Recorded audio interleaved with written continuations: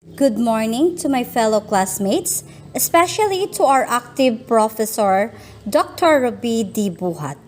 Our topic is all about using the rhetorical triangle. First, I will give a brief definition on what is rhetorical triangle. The rhetorical triangle is composed of three parts: the ethos, pathos, and logos. It is often represented by an equilateral triangle. All three sides are equidistant from one another to show the equal importance of each concept to effective communication and persuasion. Who created the rhetorical triangle? Aristotle thought that a speaker's ability to persuade an audience is based on how well the speaker appeals to that audience in three different areas: logos, ethos, and pathos. Considered together, these appeals form what later rhetoricians have called the rhetorical triangle.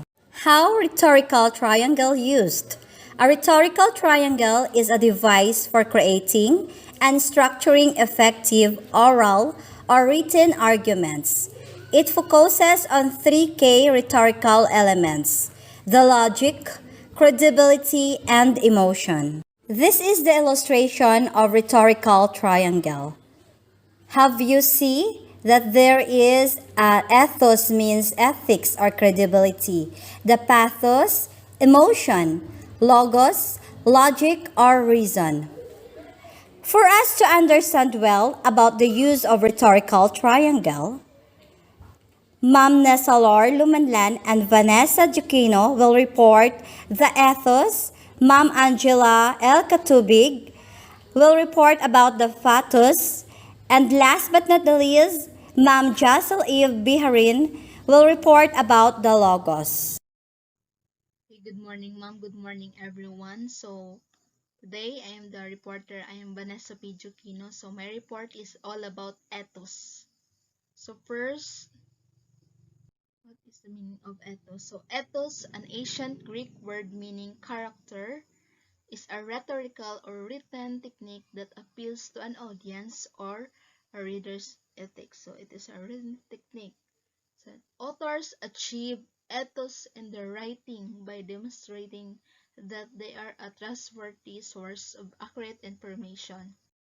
So there are the three components of ethos. So Aristotle breaks down a successful ethical appeal using three parts, all of which come together to establish the author as trustworthy expert. So first is the Rhonices. So this component of ethos demonstrates your intelligence and a mastery of a subject matter. For example, Rhonices can include having first-hand experience that gives your opinion or perspective legitimacy, or you might have earned a doctorate degree in a particular topic, lending your knowledge credibility. Use of a concrete examples to support your written argument and additional authoritative third-party sources also lends runesis to your work. And second is arete. Establishing that your message is based on a good moral intent and sound reasoning builds ethos in your writing. Arete is organizing your argument step by step so it guides the audience through your train of thought. When done effectively, your audience should clearly see why your perspective is justified and necessary. Last is eunoia. So while arete focuses on the virtue of your message, eunoia is your virtuous intent and goodwill as a messenger. Ultimately, eunoia is ethos builds your charisma and likability. So it signals to the audience that your end goal as an author is based on the good intentions and the best interests of the reader. These components as a whole strengthen ethos, making you appear more reliable as a writer. So that is the three types of ethos. Good morning, classmates. Good morning, Ma'am Ruby. My report is all about pathos. So, pathos or the appeal to emotion means to persuade an audience by purposely evoking certain emotions to make them feel the way the author wants them to feel. Authors make deliberate word choices, use meaningful language, and use examples and stories that evoke emotion. These are the example of Fatus.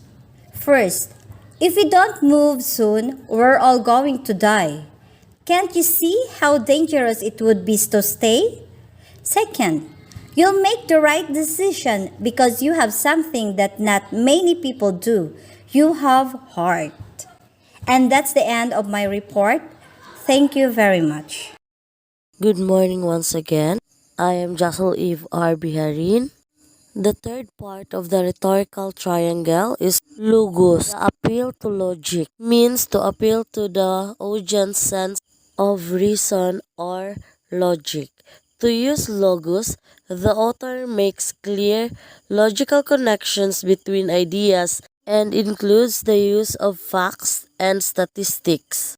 Example, when Harry Potter and Hagrid are arguing based on reasons and facts, they are getting the audience to think.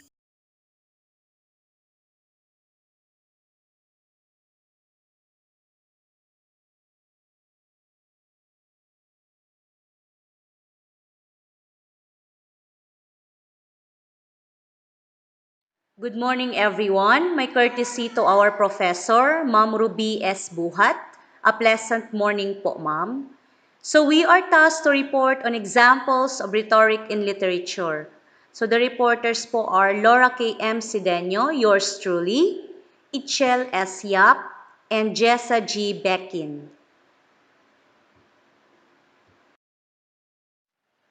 So before we are going to start, let us know first what is a rhetoric in literature. So rhetoric is a language used to motivate, inspire, inform, or persuade readers and or listeners. Often, rhetoric uses figures of speech and other literary devices, which are known as rhetorical devices. So one of the example of rhetoric in literature is the famous I Have a Dream speech by Martin Luther King Jr.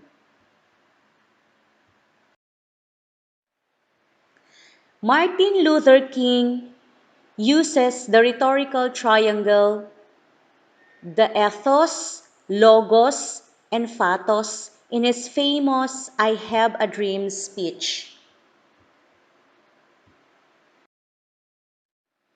King uses logos, refers to persuasion based on reasons because he cited facts, datas, and citation of statistics to appeal the audience sense of reason or logic.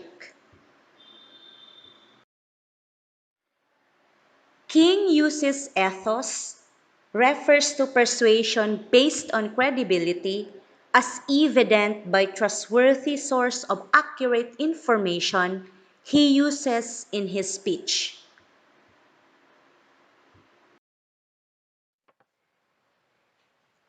King uses pathos based on persuasion that refers to emotion, which he cited on his speech, the experiences, misfortunes, and sufferings happen to African American to make us feel compassion, pity, or sympathy.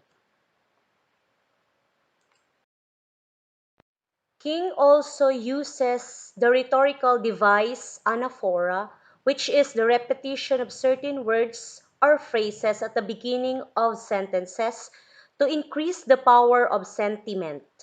Perhaps the best known example of anaphora is Martin Luther King Jr.'s repetition of the phrase, I have a dream. The commonly repeated words in his I Have a Dream speech was freedom 20 times, we 30 times, our 17 times, you 8 times, nation 10 times, America 5 times, and American 4 times. So, in conclusion, out of all persuasive techniques, Fatos was the most effective because King uses it to explain how much pain an African American has been through, which pulls people into hearing what he has to say and agreeing with it. The original intent behind Martin Luther King's I Have a Dream speech was an appeal to end economic and employment inequalities. King believed the market operation of the American economy propagated unemployment, discrimination, and economic injustice. His speech was intended to bring awareness of the problem of inequality and to give Americans hope and faith that one day everyone, black and white, would be equal. So that ends my report po. Good morning once again, everyone, and thank you for listening. Let us proceed with the next reporter po. Good morning, everyone. I am HLF Suertilla. We'll be reporting the second example of the topic, the Gettysburg Address by Abraham Lincoln. In 1863, Abraham Lincoln, the 16th President of the United States, delivered the Gettysburg Address during the Civil War. His goal was to boost the country's morale, honor fallen soldiers, and reinvigorate their mission to abolish slavery by declaring that all men are created equal, incorporating ethos, pathos, and logos. To make his case, the Gettysburg Address became one of the most powerful speeches in history.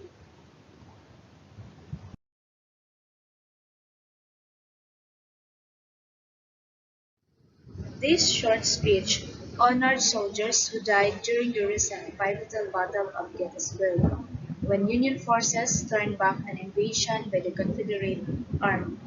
The speech also called on U.S. citizens to rededicate themselves to freedom and equality for all Americans. And the main message of the Gettysburg Address is that ideals are worth dying for, and that is up to the living to carry on the work of those who died to protect ideals. The ideals of equality and freedom are the bedrock of the United States as a nation. That ends my report. Good morning, Prof. Good morning, classmates. I'm Jessa Bekin, and I'm here to report another example of rhetoric in literature. Number 3, Richard III by William Shakespeare. It is a history play. It was probably written around 1592 to 1594 in London, and it was published in 1597. King Richard III is sometimes called as the tragedy of King Richard III. Richard III has the power of language or importance of language in achieving political power. Language may not always be necessary instrument of power, but for Richard, it is a crucial weapon. His extraordinary skills with words enables him to manipulate, confuse, and control those around him. Richard's skills with language and argument is what enables him to woo Lady Anne, have Clarence thrown in prison, keep the Woodvilles off his track, blame the king for Clarence's death, and achieve hasty execution, all at very risk to himself. And interestingly, language also seems to be the only defense against Richard, as is shown when the princess matched his skill at wordplay, thus indicate their ability to see through his schemes. In such cases, Richard simply uses violence as an expedient and has his enemies, including the princess, put to death. Here, Richard woos Anne even though he killed her husband and father-in-law. He turns the logic upside down by claiming he killed them only out of love for her. That Richard successfully attains his goal seems shocking and emphasizes both his duplicitous nature and his ability to manipulate words so they make a specific impact on the listener. Anne leaves the interview unwillingly to give him heart, but still willing to make him. As military commanders, we often use rhetoric to motivate our troops. In Shakespeare's Richard III, the king gives his soldiers a speech on the eve of the battle in which he calls his enemies vagabonds and their leader Henry Tudor a bloody tyrant. In this speech, Richard uses rhetorical devices like hyperbole to excite his men for war. And that ends of my report, and thank you for listening.